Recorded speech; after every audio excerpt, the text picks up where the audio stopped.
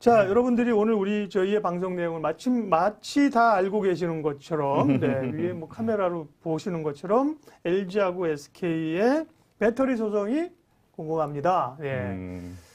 SK이노베이션이 사실 굉장히 잘 갔잖아요. 그죠? 그러다가 변동성도 주고, 또 이 소송 얘기가 지금 남아서요.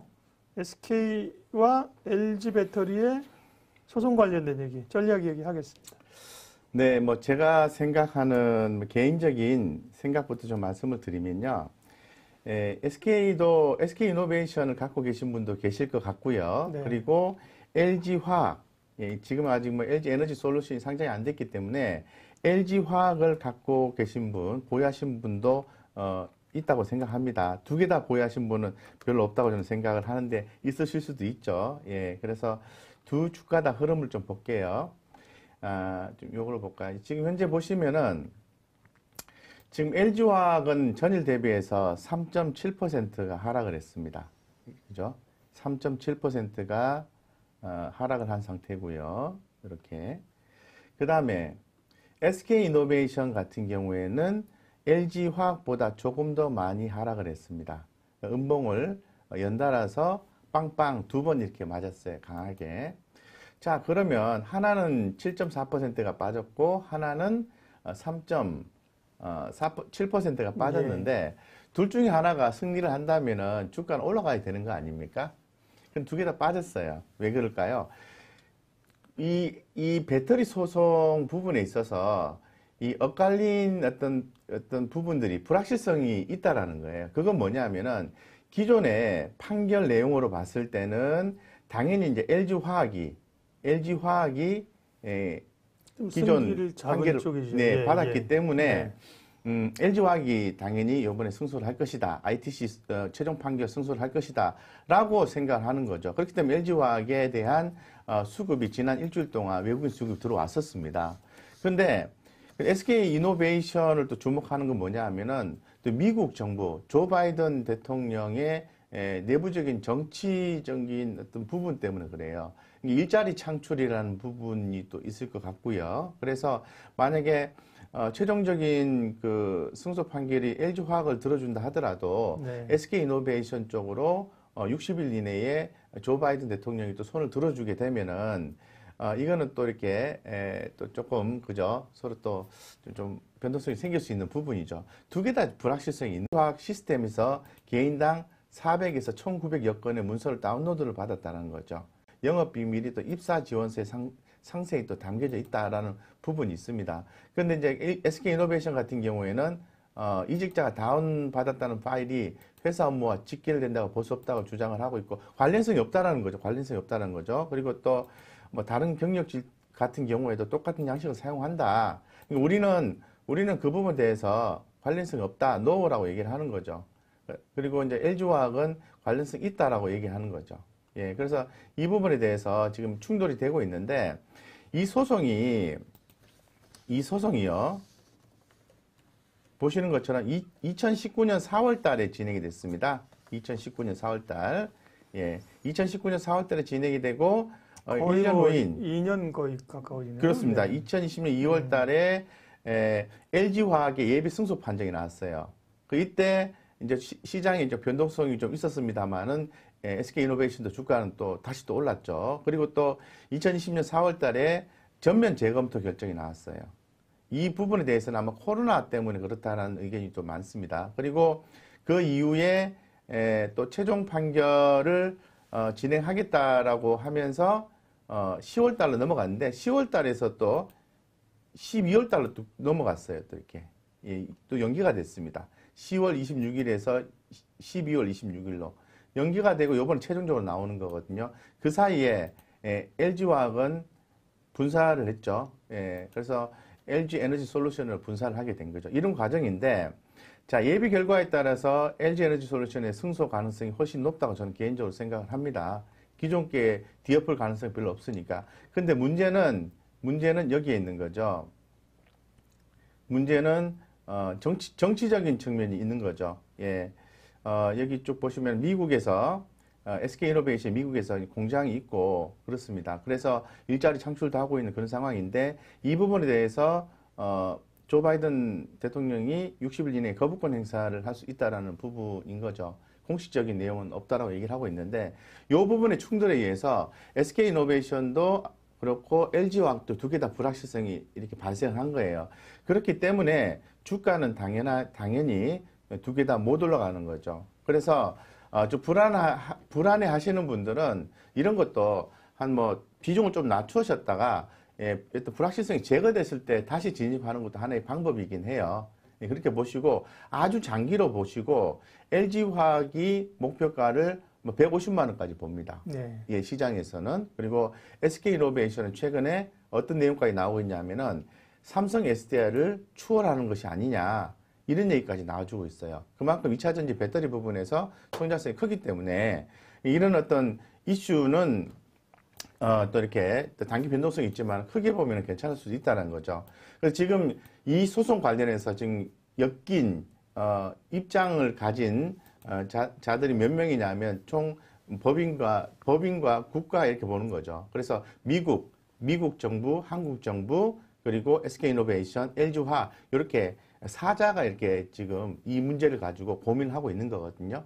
그래서 아마 제 생각에는 아주 개인적인 생각인데 좀 원만한 좀 해결책, 합의 이런 부분에 좀 진행이 되어서 K 배터리의 명성이 훼손이 좀 덜 되는 경우로 선택되지 않을까 개인적으로 생각하고 있고 그렇게 또 바라고 있습니다. 그래서 뭐 단기적으로 대응할 때는 비중을 좀 낮추신 전략이 맞는 것 같고 아주 장기로 보시는 분들은 오히려 빠졌을 때 기회니까 더 사주는 전략을 취하셔도 전혀 문제 없다 이렇게 말씀드리겠습니다.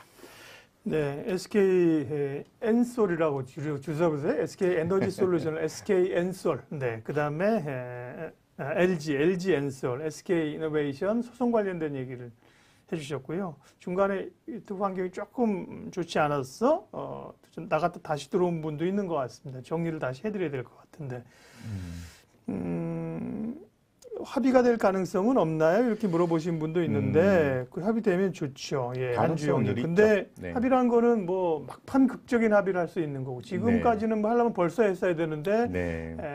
안 하는 상황이라 막판에 합의 가능성은 있는 거고. 근데 지금 부장님 얘기를 정리해 보면 어쨌든 간에 단기적인 노이즈가 있으니까 네. 단기적으로 보신 분들은 노이즈를 좀 피하고 가는 게 좋을 네. 것 같고 확인하고 네. 가시는 게 좋다는 거고요. 중장기적으로는 가져가시라는 건데 네. SK 이노베이션은 여기서 만약에 패소하거나 뭐 이 판결에서 불리한 판결을 받게 되면 어렵죠. 힘들죠. 왜냐하면 미국에서의 영업을 상당 기간 못하게 될 수도 있는 건데 LG화학 입장에서는 야 니네가 우리 직원들 빼가면서 기술을 도용한 거기 때문에 미국에서 소송 걸어줘 했는데 사실은 뭐 SK이노베이션이 벌을 덜 받는다고 해서 LG화학에 이렇게 피해가 가는 건 아니지 않는 건가요? 그렇죠. LG화학의 입장에서는 네. 지금 아쉬운 건 없는 거죠, 사실. 예. 물론 뭐 LG화학에서 SK이노베이션이 딱 영업 활동 못하도록 하게 되면 네. 좋긴 하겠지만 직접 네. 피해가 있는 건 아닌 것 같고.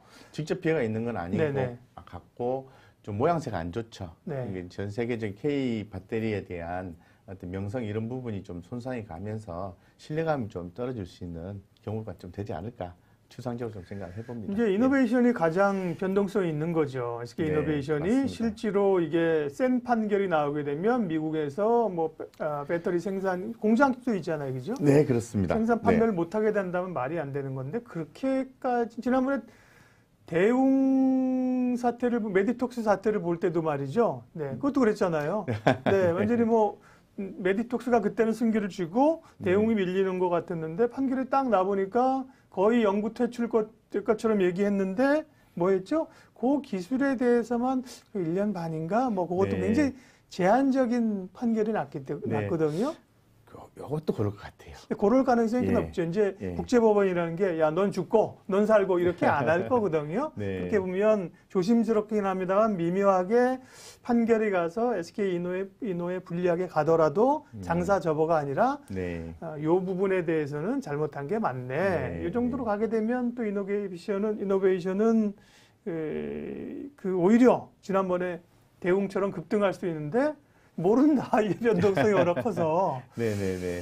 그러게요. 어쨌든 이노베이션이 변동성이 훨씬 더 클 수 있고요. 그러면 네. 부장님, LG화학과 SK 이노베이션이 이렇게 문제가 있는데 삼성 SDI를 사면 되겠네. 아, 삼성, 그것도 좀 조금 다른 부분인데, 사실은. 지금 뭐 K 배터리 관련해서 지금 저는 뭐 삼성 SDI도 당연히 긍정적으로 보고, LG 화학도 긍정적으로 보는데, 네. 굳이 뭐 삼성 SDI 쪽으로 갈 필요가 있나? 저는 오히려 LG 화학을 더 사시는 게 네. 좋지 않겠나. 이렇게 생각을 합니다. 예, 그것도 한 대안이 될 수는 있죠. 예, 삼성 SDI는 지금 또 이슈에서 피해져 있으니까 주가 흐름도 나쁘지 않고요. 괜찮은 것 같습니다. 결과적으로는 이게 어떻게 대응하느냐의 문제예요. 왜냐면 제가 그때 한번 생각을 잠깐 말씀드릴게요. 네. LG화학이 LG 엔소를 분사한다 그러면서 고통 주고 그랬던 게 77만 원에서 60만 원까지 흔들었거든요. 그때 네, 개인들은 그렇습니다. 사실 많이 주식을 던졌고 그 과정에서 예를 들면 SK 이노베이션도 사실은 화학회사거든요. 네. LG화학이 화학회사잖아요. 2차 네. 전지했다가 분사했단 말이죠. 네. SK 이노베이션도 나중에 배터리 부분을 분사할 수 있다고 봅니다. 네. 있다고 보이거든요. 네. 네. 근데 삼성 SDI는 분사 가능성이 없어요. SDI는 이게 이제 주력 사업이기 때문에. 그래서 차라리 SDI가 난 거 아니야? 뭐 전고체 얘기도 했고 그때 그런 얘기를 잠깐 했었거든요. 네. 반사이. 근데 그때 얘기할 때가 삼성 SDI가 한 대략 한 46만 원, 5만 원대 제가 기억하거든요. 네. 지금 네. 86만 원 와 있잖아요. 그죠? 근데 이건 버텨야만 그런 얘기를 할 수 있다는 얘기인데요. 결국은 로직입니다, 로직. 생각을 하고 믿음을 가지고 버텨야만이 그런 수익을 얻을 수 있는 거죠. 그러니까 그런 것 같아요. 사실 뭐 차트적인 요소라든가 수급적인 요소 이런 부분들을 보고 판단하시게 되면은 사실 버티긴 대단히 어렵습니다. 어려운데 네. 늘 뭐 박사님께서도 이제 말씀을 하시고 저도 함께 동조해서 얘기하는 부분이 차트나 어떤 현상적인 측면을 더 많이 고려하기보다는 이 기업이 이 지금 활동하고 있는 해당 섹터나 업종 자체가 앞으로 성장할 수 있는 쪽이냐, 성장의 여력이 더 남아 있느냐, 지금 많이 올랐지만은 계속해서 이건 아직 뭐 전체적인 산업 성장상으로 초기 단계냐, 아니면 뭐 이제는 이 누그러지는 단계냐, 이것만 판단하시면은 주가 흐름은 좀 무시하시고 모아가면 오히려 큰 수익을 좀 볼 수 있는 경우가 되는 거죠. 네. 그런 생각합니다. 메디톡스와 대응의 예를 한번 잘 살펴보십시오. 거기에 인사이트가 좀 있고요. 네. 에너지 솔루션이 상장되면 LG화학의 주가 변동은 없는 걸까요? 일단은 에너지 솔루션을 분사한다고 할 때 그 충격이 일단 고스란히 시장이 다 받았던 거고요. 그건 이제 받은 거죠. 이제 분사했기 때문에. 상장하게 되면 오히려 이제 LG화학이 LG 엔솔의 대주주이기 때문에 상장에 따른 수혜를 볼 가능성이 높은 거죠. 그죠? 그렇습니다. 그렇게 해석을 일단은 원칙적으로 하시면 되겠고요. 예. 윤숙님은 좀 늦게 들어오셨군요. 현대모비스, 현대차, 기아차 쭉 앞서 저희가 얘기를 좀 했습니다. 돌려서 좀 보시고요. 기본적으로는 단기적인 투자자라면 곽 부장님 위험관리 좀 하자 이런 얘기를 하셨고 현대차, 기아차 관련해서는요. 중장기적으로 좋게 보시는 분들은 흔들리지 않고 가셔도 좋다고 보입니다. 돈이 없어서 셋 중에 하나만 사야 된다면 SK 이노베이션, 삼성 SDI, LG, SK, 삼성 SDI 셋 중에 하나만 사면 뭘 살까요? 저는 예 박사가 돈이 없어서라고 제가 돈이 없다 그런 줄 알았는데 우리 신님이 글쎄 참 어려운 질문인데 아니 2차 전지 ETF를 사시죠? 어떻습니까? 차라리 그게 나을 것 같습니다. 그러니까요. 네. 예, 뭐 ETF 좋아요. 그러시면은, ETF 섹터 ETF 좋거든요. 그러니까 그게 좋은 전략. LG 화학도 좋아 보이다. 하루는 얘가 올랐다가, 하루는 제가 올랐다가 그러잖아요. 그런 거 보면 ETF 그런 건 ETF 좋습니다. 그렇죠. 글로비스 안 알려주셨다는데요, 글로비스? 글로비스도 묶어서 생각하셔야죠. 예. 그 제가 아까 말씀을 쭉 드렸는데 예전에 그런 말씀 드렸잖아요. 현대차 그룹 같은 경우에는 언제까지 주가 변동성 상관없이 들고 있다고 말씀드렸죠. 지배구조. 그렇습니다. 그 끝날 때까지 주가가 내리든 올라가든 빠지면 더 사주고 해서 그 정도까지 가져가 보면은 손해가 날 수도 있겠지만은 플러스 되는 시점이 그 후에 나오게 되는 거고요. 지배 구조가 어느 정도 완성되기 전 단계나 이 정도 되면 주가는 이미 상당히 올라와 있을 가능성이 높다는 거죠. 그런 어떤 그 막연하지만은 그런 거 하나쯤은 딱 목표로 딱 중심을 잡고 가시면 된다는 거죠. 현대글로비스 오히려 기회를 주는 걸로 생각을 하시고요. 예, 기회를 삼으셔서 추가로 또 메시지는 포인트 잡으시면 되겠습니다. 현대오토에버도 마찬가지고요. 마찬가지입니다. 사실은 네. 이 현대차는 그 단기적인 애플 사고 한 입 베어 먹은 거 뱉어내는 겁니다, 사실은. 네. 그건 사실 원래 좀 불확실한 거잖아요. 네. 언제 할지 모르는 거고, 해도 앞으로 뭐 3, 4년 걸린다는 얘기인데, 그에 따른 노이즈를 좀 뱉어냈다고 보이고요. 저는 기억을 하실지 모르겠지만, 현대차, 기아차 올라갈 때, 글로비스가 눌려 있어서 거의 한 19만 원, 20만 원 초에 관심 갖자고 얘기했던 사람이고요. 변동성은 큰데, 네. 오히려 애플 문제가 뭐 지금 단기적으로 충격이 있지만 애플 얘기는 그래, 뭐 이거는 일단 차치하자고 나가게 되면 결국은 현대기아차의 실적액이 지배구조액이 나올 겁니다. 그러면 네. 글로비스, 모비스, 아까 현대 또 오토에버, 그죠? 그렇습니다. 다 네. 엮여 있는 거거든요. 중장기적으로 스토리를 가지고 있는 기업들이잖아요. 그죠? 스토리를 그렇습니다. 가지고 있는 기업들이기 때문에 내일 빠지냐, 모레는 오르냐, 이렇게 얘기하시면 어렵지만, 결국 그 논리와, 결국은 이제, 뭐 요즘은 뭐라 그러죠? 스토리가 스펙을 이긴다. 취업할 때도 그런 거 있잖아요. 네, 저는 이제 수급이나 뉴스를 이기는 게 스토리라고 봅니다. 네.